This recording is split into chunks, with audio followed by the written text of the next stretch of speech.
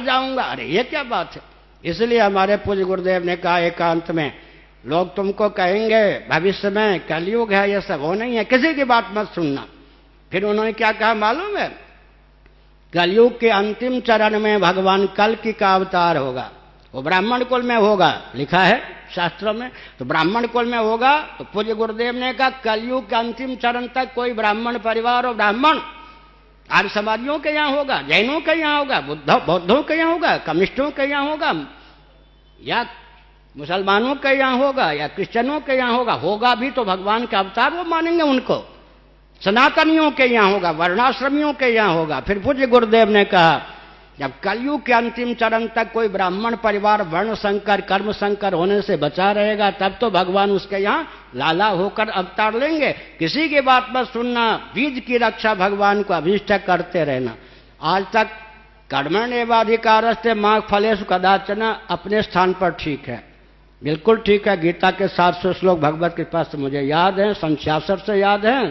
पाठ का अवसर न मिलने के कारण अब क्रम से याद नहीं है, याद सब है सन 66 से। तो मैं संकेत करना चाहता हूँ, और भी वचन बहुत से। मेरे जीवन में आज तक नहीं हुआ, सफलता मिलेगी या नहीं, सफलता क्यों नहीं मिलेगी, सफलता क्या चीज है मुझे मालूम है। असफल हम है कहाँ?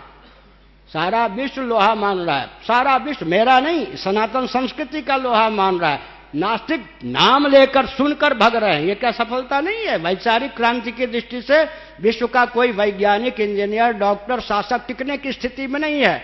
अब रही बात सुसंस्कृत, सुशिक्षित, सुरक्षित, संपन्न, सेवा परायण, स्वस्थ और सर्वहितप्रद व्यक्ति तथा समाज की संरचना, जो कि हमने राजनीति की सार्वभौम परिभाषा विश्व के लिए उद्घोषित की है, उसे क्रियान्वित करने की जितना चरण भगवान को मेरे निमित्त से कराना होगा उतना करा लेंगे। आगे के लिए भी व्यक्ति तैयार हैं, तो मुझे नहीं चिंता है। सफलता ही सफलता, असफलता नाम की कोई चीज नहीं है। मेरे जीवन में असफलता नाम की तो कोई चीज है नहीं, इसलिए न मुझे संशय होता है न विपर्य होता है, मिलना ही है। इसीलिए भगवान वो बल दिए हुए हैं और दहाड़ते हैं। दहाड़ने से वो लोग भग रहे, मैं नहीं भग रहा मैंने कहा, इसलिए वो ये सब बातें सब ठीक है अपने स्तर पर। हमारे श्री कृष्ण बोधाश्रम जी महाराज पूज्यपाद ज्योतिष पीठ के शंकराचार्य कथा सुनाते थे।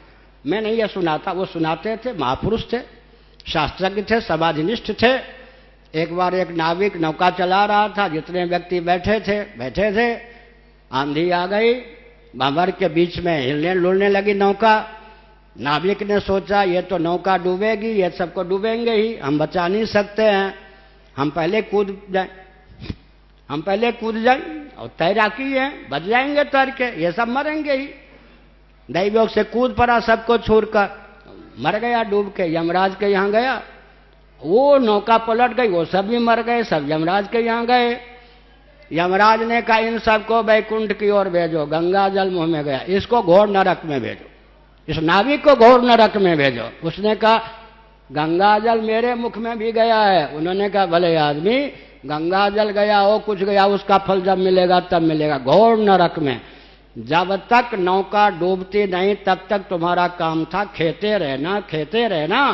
तुमने इनके मौत को निमंत्रण करके अपने प्राणों की रक्षा के लिए पलायन किया, तुमको नरक में डाले बिना हम नहीं रहेंगे। तो हमने एक संकेत किया। इसलिए वो कहा करते थे सफल हो या ना हो हमारा काम है काम करते रहना। ये सब विचार मुझे मान्य है, अपने अपने स्तर से है। मेरा व्यक्तिगत जीवन ऐसा है, उन गुरुओं की कृपा से मुझे आज तक नहीं हुआ। चुटकुला सुना दें, किसी ने हमको विद्यार्थी जीवन में दैवयोग से किसी मित्र ने सहपाठी ने आदि